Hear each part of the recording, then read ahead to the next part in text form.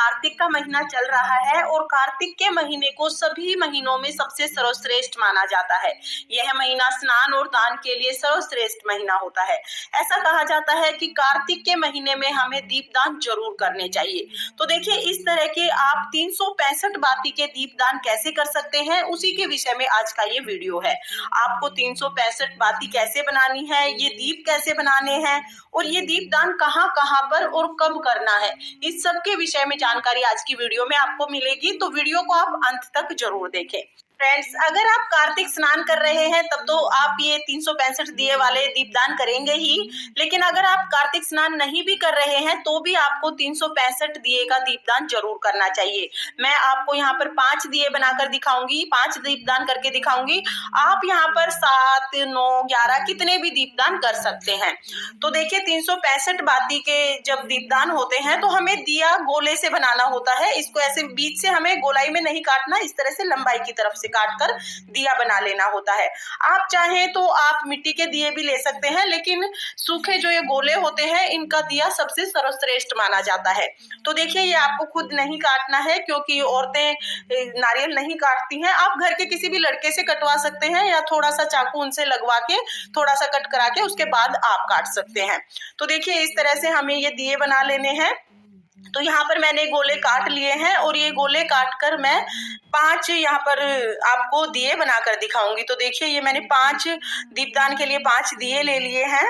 जैसा कि मैंने आपको बताया, आप 7, 9, 11 अपनी इच्छा के अनुसार कितने भी दिए बना सकते हैं। इसके बाद हमें बनानी है बाती। तो यहाँ पर हमें 365 बाती बनानी है। तो देखिए, इसके लिए हम इस तरह का कलावा ले लेंगे या आप कच्चा सूत भी ले सकते हैं। इसके बाद मेरे कलावे में 3 धागे हैं। देखिए, हमें 365 धागे लेने हैं, यानी कि जो ये तार है ये 365 होने चाहिए। मेरे जो ये कलावा है मेरा, इसमें 3 धागे हैं। तो आप मल्टीप्लाई करके देख लें। अब मैं 3 धागों को अगर 122 से मल्टीप्लाई करती हूँ तो 366 यानी 366 हो जाते हैं। तो हम 365 हमें लेने हैं, तो 122 बार इस तरह से मैं राउंड इसको घुमा लूंगी।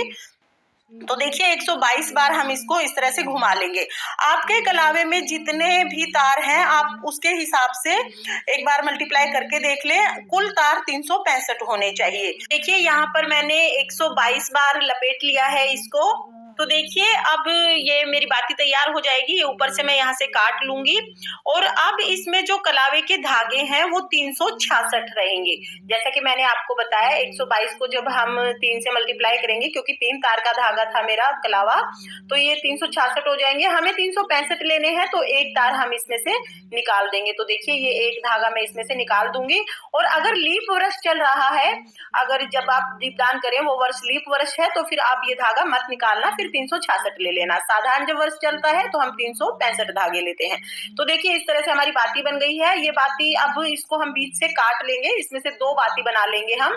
तो देखिए, इस तरह से हम बिल्कुल इसका बीच ले लेंगे और सेंटर में से हम इसको इस तरह से कट कर लेंगे। तो यहाँ पर ये हमारी 2 बातियां बन जाएंगी। तो देखिए, इस तरह से मैंने इनको कट कर लिया है और इस तरह से 365 तार की मेरी ये 2 बातियां बन गई है। इसी तरह से हमें 3 बातियां और बनानी है, क्योंकि मैंने 5 दिए लिए हैं। तो देखिए, इसी तरह से 3 बाती और मैंने बना ली है। तो ये 5 बाती बन गई हैं। अब मैं इनको जो मैंने दिए लिए हैं उन दियों में लगा दूंगी। तो देखिए, इस तरह से हम लोग सभी दियों में बाती लगा देंगे।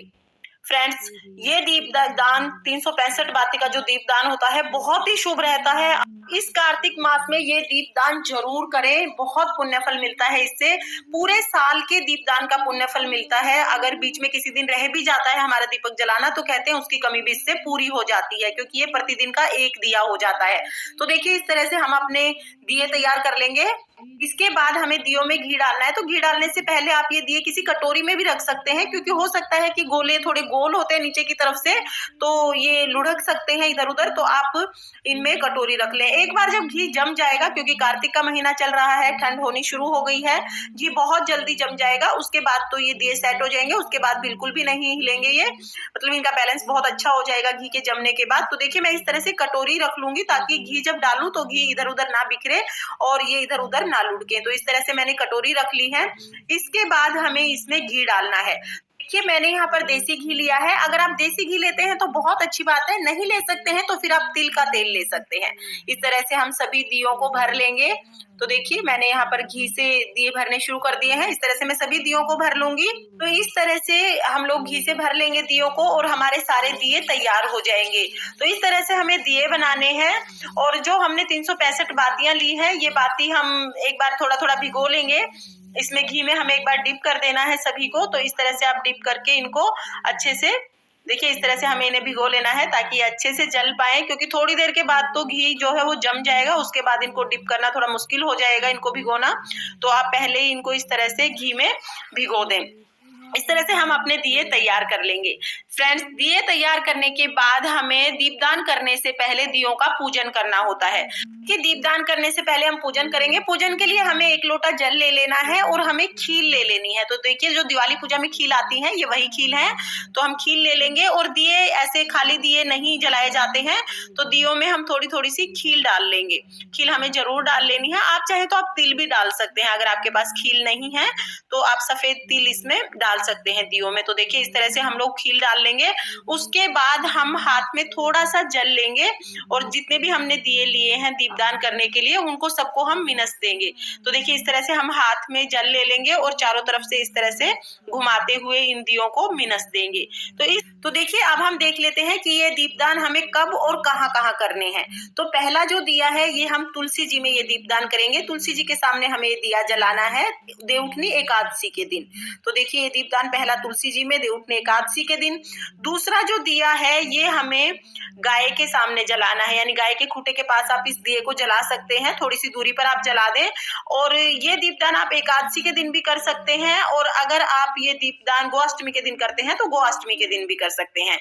इसके अलावा जो तीसरा दिया है, ये दिया हमें शिवालय में जलाना है, यानी शिव जी के मंदिर में आप ये दीपदान करके आए। घर में भी अगर मंदिर में शिव भगवान का परिवार है तो आप वहां पर भी ये दिया जला सकते हैं। और पूर्णिमा के दिन हमें ये जलाना है। इसके बाद जो चौथा दिया है, ये दिया हम लोग पीपल में ये दीपदान करते हैं, यानी पीपल के नीचे हमें ये दिया जलाना है। और ये हमें पूर्णिमा को जलाना है, क्योंकि रोजाना तो पीपल में दीपदान हम नहीं कर पाते हैं। तो पूर्णिमा को आप ये जला दें। और उसके बाद जो 5वां दिया है ये हमें गंगा तट पर जलाना होता है। 5वां दिया जो हमें गंगा जी के किनारे जलाना होता है, उसके लिए हम 1 लोटा जल ले लेंगे। उसमें हमने गंगा जल मिश्रित कर लिया है, यानी पहले हम गंगा जल डालेंगे, उसके बाद हम साधारण जल डालेंगे। उसके बाद इसे गंगा का स्वरूप मान लेंगे। थोड़ी सी खील हम रखेंगे और उसके ऊपर हमें दिया जलाना होता है, क्योंकि कभी भी जब दीपदान करते हैं तो दिया सीधा जमीन पर नहीं रखते हैं। हम पहले हम ये खील तिल या चावल रख लेते हैं कोई भी आसन देकर, उसके बाद हम अपना दिया रखते हैं। तो देखिए इस तरह से लोटे में जो जल है, गंगा जल और जल, इनको हम गंगा का स्वरूप मानकर इस तरह से यहाँ पर दिया जला देंगे। और इस तरह से हम घर पर ही ये दीपदान कर सकते हैं। ये दीपदान हमें पूर्णिमा के दिन करना होता है, क्योंकि जो ये अब देवउठनी के बाद जो पूर्णिमा आएगी, हमारे यहाँ इसको गंगा जी का नहान ही बोला जाता है। इस दिन को गंगा स्नान का बहुत महत्व होता है इस दिन। तो आप इस दिन गंगा दीपदान जरूर करें। ये घर पर ही आप बहुत आसानी से ये दीपदान कर सकते हैं। फ्रेंड्स, कार्तिक के महीने में 365 बाती का दीपदान कैसे किया जाता है, दीप कैसे बनाया जाता है और ये दीपदान कब और कहाँ किया जाता है, ये संपूर्ण जानकारी आपको मिल गई होगी। अगर आपको वीडियो पसंद आई हो तो वीडियो को लाइक करना। और अगर आपने अभी तक चैनल को सब्सक्राइब नहीं किया है तो प्लीज सब्सक्राइब कर लेना। देखने के लिए बहुत बहुत धन्यवाद। राधे राधे। श्री शिवाय नमस्तुभ्यं, श्री शिवाय नमस्तुभ्यं, श्री शिवाय नमस्तुभ्यं, श्री शिवाय नमस्तुभ्यं, श्री शिवाय नमस्तुभ्यं। हर हर महादेव, हर हर महादेव।